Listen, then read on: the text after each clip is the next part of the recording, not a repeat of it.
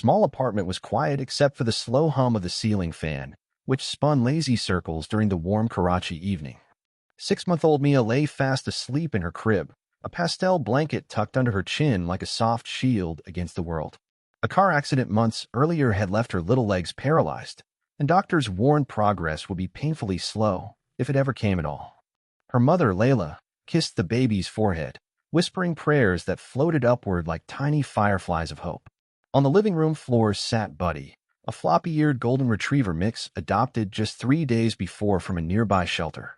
His paws were too big for his body, giving him the wobbling grace of a toddler learning to walk, yet his nose darted about with sharp curiosity. At first, Layla feared a puppy might bring chaos, but she also believed every child deserved a friend, even one who could not yet run after toys. The moment Buddy scented Mia's baby lotion, his tail began thumping a slow, steady rhythm against the tiled floor. He crawled toward the crib, stopping when the rails loomed like a wooden fence taller than he could leap. Instead of barking, he sat, ears perked high, watching the rise and fall of Mia's tiny chest as though studying an important lesson.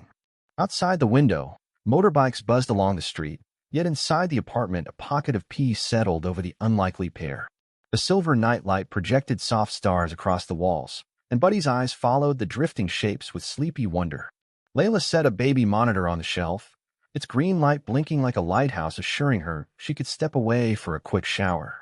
She whispered, "Watch over her, brave boy," half joking, half pleading, before slipping into the hallway.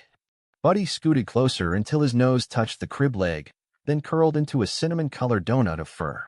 He sighed, a sound that seemed far too thoughtful for creatures so young, and the hush grew deeper still.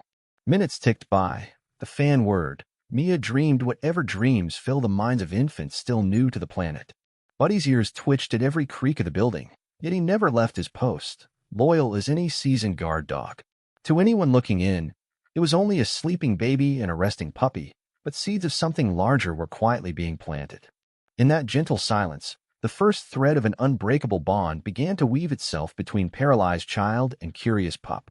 20 minutes later, Layla emerged, hair damp, expecting playful chaos, yet she found the living room exactly as she had left it. Buddy, however, was no longer on the floor. He discovered that the ottoman beside the crib worked like a secret staircase. With surprising agility, he had scrambled up, placing his chin on the crib's top rail so he could peer at Mia's peaceful face. The monitor captured his every move, and Layla watched from the doorway, heart pounding between fear and fascination.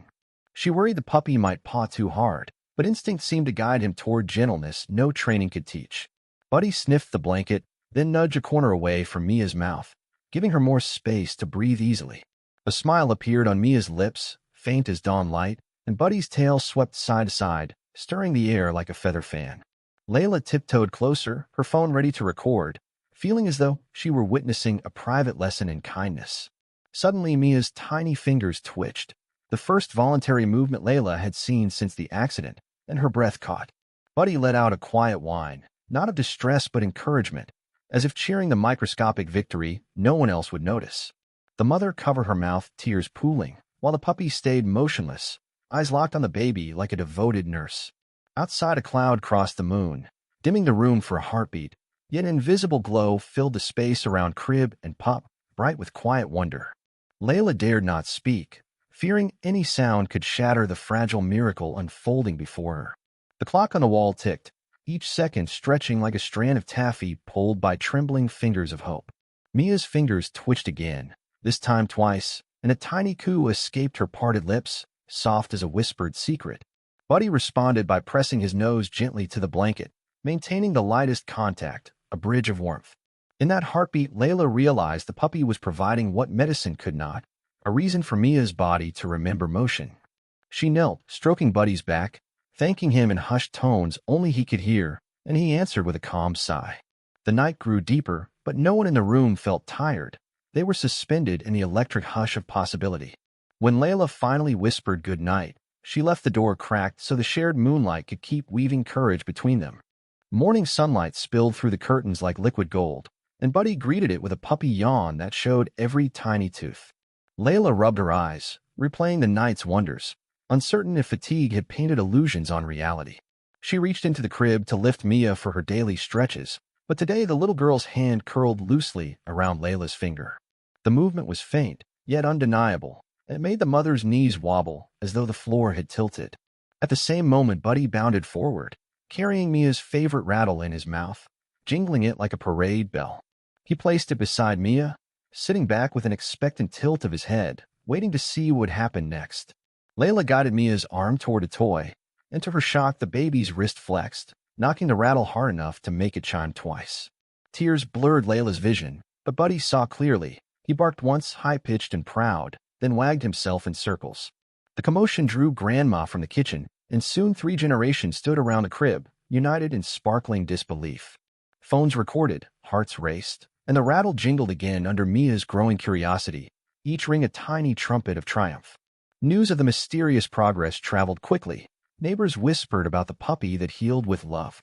That afternoon, the pediatric neurologist examined Mia, eyebrows rising like startled birds as reflexes flickered to life under his probe. He could not explain how a night's rest had awakened dormant pathways, yet he admitted miracles sometimes wore ordinary faces. Buddy seemed pleased with the attention, but even happier to return home, where he resumed guard beside Mia's playmat.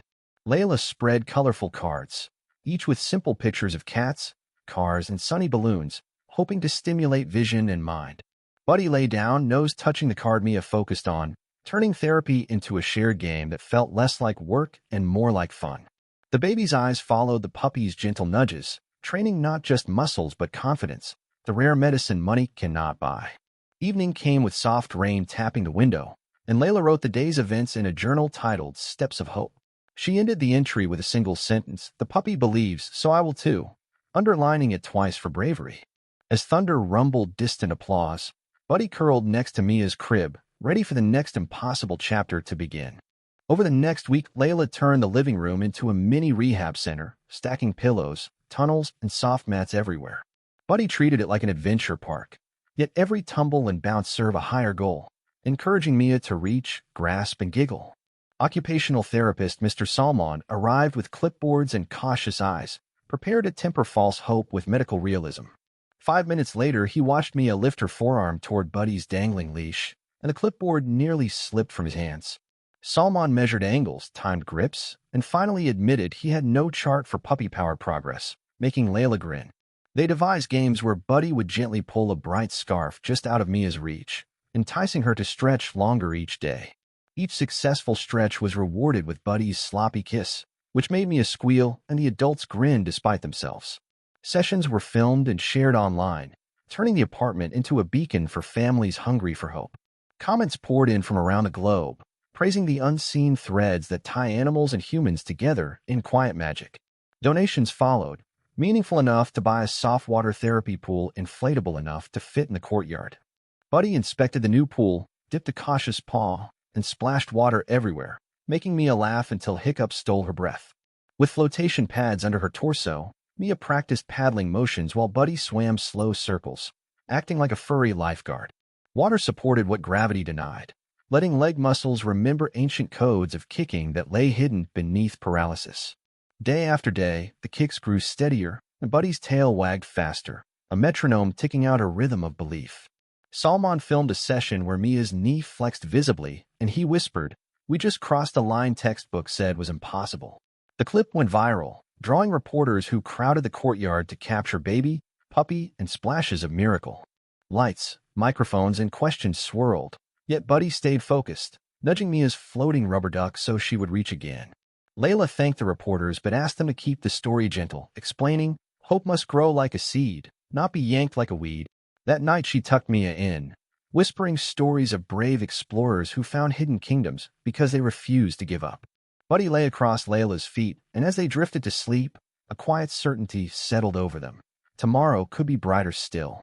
The second month brought longer days and bolder challenges, for Mia needed constant invitations to wake up and grow strong. Buddy became coach and cheerleader, trotting beside Mia's stroller during neighborhood walks that smelled of jasmine and fresh naan-bread.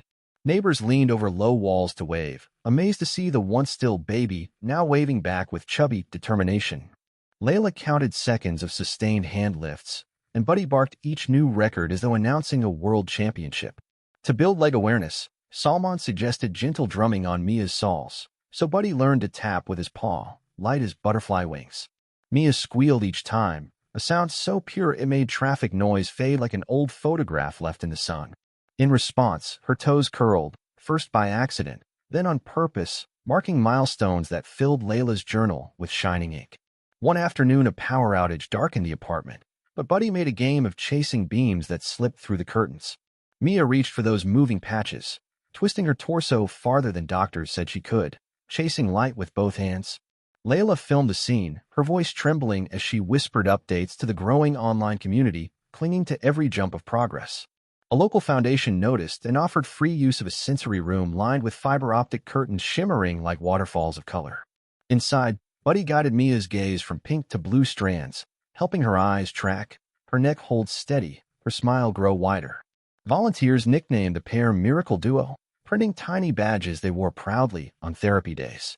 Local children painted a mural outside the center showing Buddy pulling Mia's wheelchair up a rainbow, proof that art follows hope. Reporters returned, but Layla set rules. No flashes and no calling Buddy a superhero. He was simply a friend. Her honesty touched people more than headlines, and donations began funding puppy programs for other infants. Every evening, Mia practiced stand-assist moves with a special harness, Buddy steadying the straps with his teeth like a professional stagehand. The first time Mia's knees unbent even a centimeter, Layla shouted, Buddy howled, and neighbors clapped from balconies like theatergoers. Though exhaustion sometimes fogged their spirits, the trio ended each night with lullabies while Buddy's heartbeat kept calm time. Hope, once a candle flicker, now glowed like a lantern guiding them down a path lined with paw prints and tiny determined footprints. The third month dawned with birdsong and a surprise visit. A renowned pediatric neurologist from Lahore arrived to see Mia's progress. He entered the sensory room where Buddy and Mia played Reach the Ribbon, expecting a modest show but ready to be polite. Instead, he saw Mia scoot forward on her belly, arms pulling, legs twitching in ragged echoes of crawling as Buddy inched the ribbon just ahead.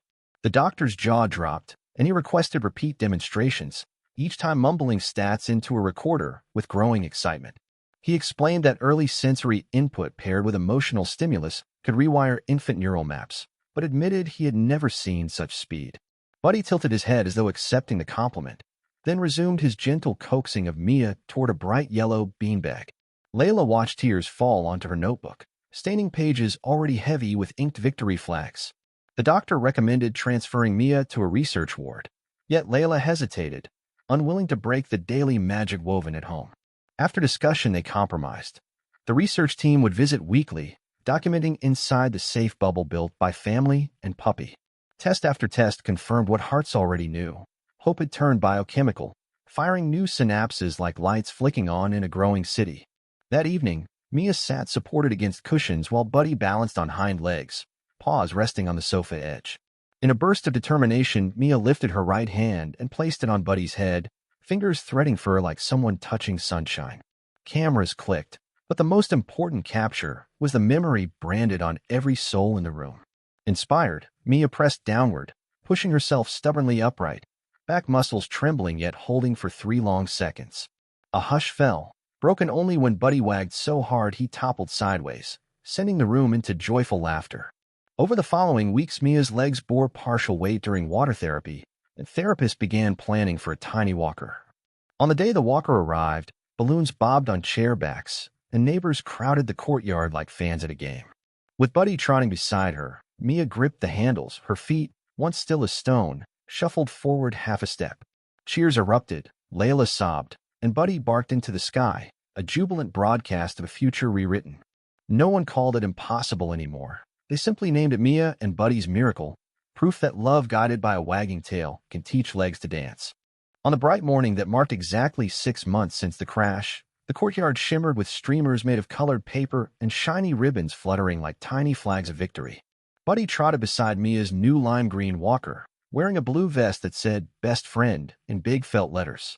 Neighbors, doctors, and teachers crowded the gate, smiling through happy tears and holding their phones high as if they were filming a famous parade. Therapist Salman rolled out a short wooden ramp, explaining that the gentle slope would test Mia's growing strength. Mia watched Buddy nose a plush soccer ball toward the ramp, her eyes shining with fierce determination. She pushed the walker forward, wheels humming on the tiles, and the hush in the yard became so deep birds stopped singing, like a hush button pressed on the world. One tiny foot slid, then pressed, and the walker moved an inch. Gasps rippled like wind through leaves. Buddy stepped backward, tail spinning, guiding her with silent help brighter than any spoken cheer. Mia giggled, a clear bell sound none had heard from her before, and the tightness in every onlooker's shoulders melted. At the foot of the ramp she paused, cheeks puffing with steady breaths, gathering courage like marbles in small fists. Buddy placed one paw on the first plank, then looked back, ears up, inviting her to follow his lead. Mia lifted her right foot, set it on the plank, and her knee bent more than ever, a living reply to every gloomy prediction. Layla pressed both palms together, so tightly her knuckles turned white, whispering thanks that floated away like soap bubbles. Inch by inch the walker climbed, wheels clicking soft applause, while Buddy backed up the ramp as steady as a drum major. Sunlight spilled over the ramp's top, lighting Mia's face with a gold crown no artist could have painted finer. Reaching the peak, she raised her arms high, balance holding true, and Buddy spun in dizzy circles of pure joy. Salmon stopped his timer, writing climbed ramp alone, 45 seconds, in a notebook now full of new rules. A reporter asked Layla how she felt, and she answered, "Love grew legs where medicine saw none," her voice shaking with pride. Mia waved at the camera and whispered, "Puppy," her first clear words since the crash, causing the crowd to cheer and wipe tears. Buddy answered with a single bark that promised endless tomorrows, and the story of miracle and friendship opened a brand new chapter.